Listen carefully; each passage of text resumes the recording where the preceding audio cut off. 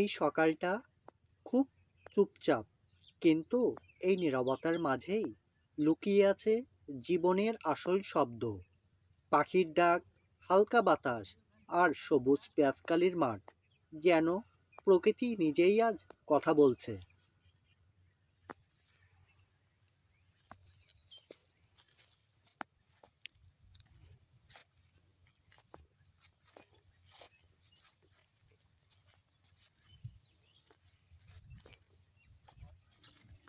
এই মাটির কাছ থেকেই শুরু হয় সবকিছু।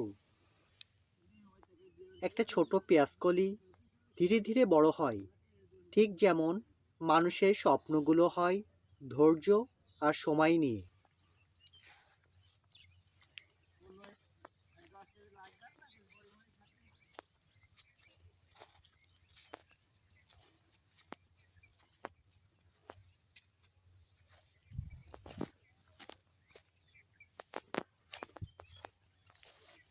চারিদিকে তাকান, সারি সারি সবুজ, শীতের নরম রোদে ক্ষেতটা যেন হাসছে।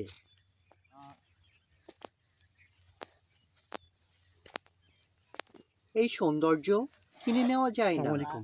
এটা শুধু অনুভব করা যায়। দেখা যাক আল্লাহ কিভাবে 10 কেজি করে দেবেন তাহলে। আপুরও 10 কেজি দেবেন, তরকারি 10 কেজি। এই মানুষটাকে দেখুন, নাম হয়তো আমরা জানি না, কিন্তু তার কাজের ফল আমরা সবাই খাই।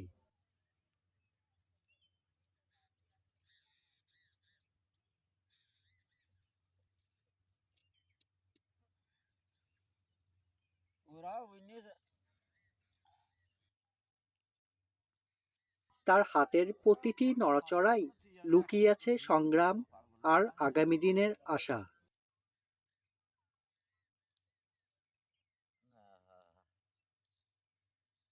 ফোনে কথা চলছে, ফোনে টাকা নাই, না নাই, ও টাকাতে এমনি ফুরিয়ে যাবে। বুঝুন,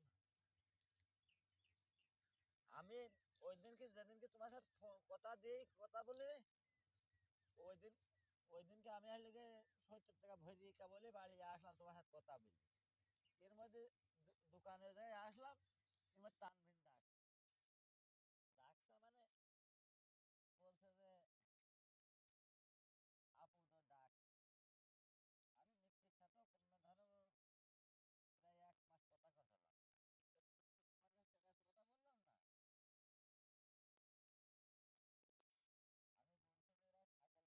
আমি বলছি যে এরা ছাগল মাগল বসে মনে 2000 টাকা দেয়, জনের টাকা দিয়ে 10 দিন আমার টাকাটা দিয়ে দিই। তার পাশে যে অমুক টাকা নেই, গন্ডগোল কথা, অমুক টাকা নেই, গন্ডগোল কথা দিয়ে আমার কাছে টাকা চাই। আর তোর কাছে বল, তোর টাকা নেই, না কোথায় টাকা নেই।